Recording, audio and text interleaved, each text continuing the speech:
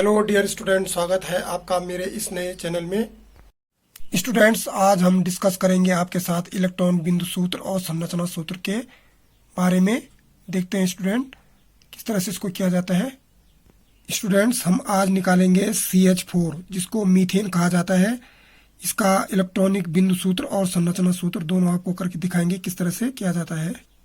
Students, इसमें जो CH4 है इसमें दो तत्व आपके पास हैं। एक तत्व आपके पास कार्बन है जिसका सिंबल C है, और इसका जो है आवर्त सारणी में जो स्थान है, पोजीशन है, वो छठे स्थान पर है। इस पोजीशन को हम यदि ब्रेकअप करेंगे तो 2 और 4 के रूप में टूटेंगी, यानी कि 2 सेल के रूप में टूटेंगी। तो जो 4 है वो उसकी आउटर सेल है। इसमें जो है इलेक्ट्रॉनों की संख्या कितनी है? 4 है, जिसको हम संयोजकता कहते हैं। क्योंकि संयोजकता की डेफिनेशन आपने, ये वैलेंसी की डेफिनेशन आपने पढ़ रखी होगी कि किसी भी तत्व के सबसे बाहरी कोष में घूमने वाले इलेक्ट्रॉनों की संख्या ही उसकी संयोजकता कहलाती है। हमें इस संयोजकता वाले नंबर पर ही ज्यादा ध्यान देना है। तो हमने यहाँ से कार्बन से लिया है 4। दूसरा तत्व आपके पास हाइड्रोजन है।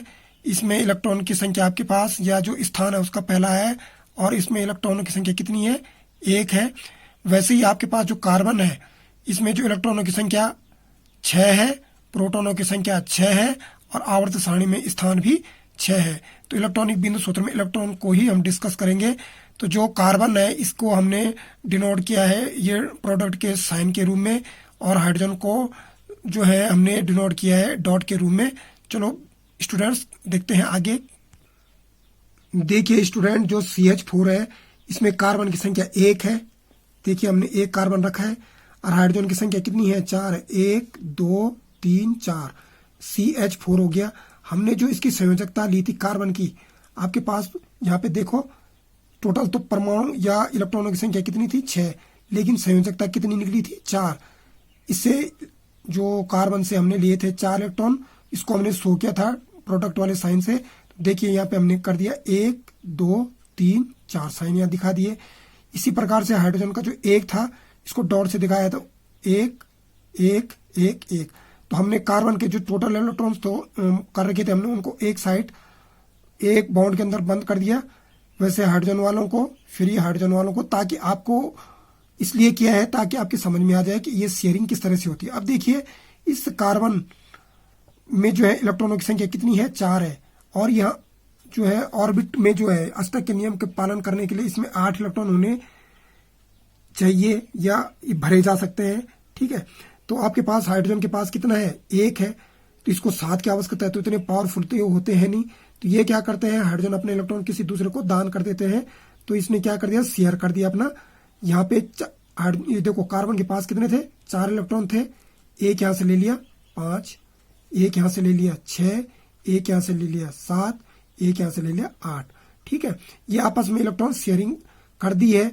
तो ये आपके पास क्या हो चुका है? देखो इसमें इलेक्ट्रॉन की संख्या कितनी हो गई? 1 कार्बन की, 2 3 4 तो ये अपने हो गए, और 4 इसने लिए हैं दूसरे से। 5 6 7 8, ये पूरा कंप्लीट 8 हो चुका है। तो CH4 ये इसका पूरा इलेक्ट्रॉनिक बिंदु सूत्र हो चुका है। अब संरचना सूत्र देखिए इसका। देखिए आपके पास कार्बन 1 और हाइड्रोजन 4। तो देखो इसमें एक एक इलेक्ट्रॉन की साझेदारी हुई है। तो ये सिंगल बॉन्ड लगा है आपके पास। देखिए एक single bond, single bond, single bond, single bond. इसको जो है क्या कहा जाता है? संरचना सूत्र भी कहा जाता है। इसी प्रकार से स्टूडेंट्स मैंने एक दूसरा एग्जांपल लिया है C2H4 जिसको एथीन कहा जाता है, जिसमें डबल बॉन्ड होता है। इसमें भी 2 ही तत्व हैं, एक कार्बन है, एक हाइड्रोजन है। कार्बन में आपके पास 4 इलेक्ट्रॉन जो आउटर ऑर्बिट में है जिसको वैलेंसी कहा जाता है। वैसे ही आपके पास हाइड्रोजन में 1 है। तो देखिए आपके पास हमने इसको किस तरह से इलेक्ट्रॉन बिंदु सूत्र के रूप में दर्शाया है। यहाँ पे देखिए एक कार्बन, दूसरा कार्बन, देखिए एक हाइड्रोजन, दूसरा हाइड्रोजन, तीसरा हाइड्रोजन, चौथा हाइड्रोजन, ये C2H 1 2 3 4 हो चुके हैं। आप जानते हैं कार्बन में कितने थे आपके पास? 4। तो हमने देखिए क्या किए, इलेक्ट्रॉन रख दिए इसके 1 2 3 4।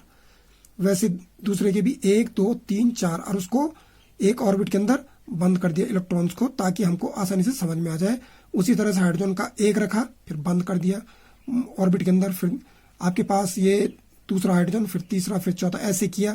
अब हमने जो बात आ रही है शेयरिंग की, जो अष्टक को, ऑक्टेंट को पूरा करने के लिए हम क्या करेंगे? 4 आपके पास इलेक्ट्रॉन यहाँ से है, कार्बन में खुद के हैं, एक यहां से ले लिया हाइड्रोजन से 5 हो गया, एक यहां से ले लिया 6 हो गया। अब उसी तरह से इसमें भी होगा, देखिए 4 इसके पास थे, एक हाइड्रोजन से ले लिया 5, दूसरा हाइड्रोजन से ले लिया 6। अब देखो इस कार्बन में भी आपके पास 6 इलेक्ट्रॉन हो गए, इस कार्बन में आपके पास 6 इलेक्ट्रॉन हो गए। अब कितने इलेक्ट्रॉन की आवश्यकता है? इस कार्बन को भी 2 इलेक्ट्रॉन की आवश्यकता है, इसको भी 2 इलेक्ट्रॉन की आवश्यकता है। तो ये क्या क्या करते हैं, आपस में 2 इलेक्ट्रॉनों की आपस में साझेदारी कर लेते हैं। साझेदारी का मतलब ये होता है जब इस कार्बन को जरूरत होगी तो यहाँ आ जाएंगे, 8 पूरा हो जाएगा। जब इस इलेक्ट्रॉन को जरूरत होगी तो इस तत्व को जरूरत होगी तो ये तत्व यहाँ से अपने इन इलेक्ट्रॉनों को इसके साथ शेयर कर लेगा। अरे यहाँ भी 8, यहाँ भी 8 हो जाएंगे। तो अब ये तो हो गया इसका इलेक्ट्रॉनिक बिंदु सूत्र। अब इसका संरचना सूत्र देखिए स्टूडेंट्स, ये देखिए आपके पास एक कार्बन है, इन हाइड्रोजनों के बीच में सिंगल सिंगल एक एक इलेक्ट्रॉन की साझेदारी हुई थी तो सिंगल बॉन्ड आया है।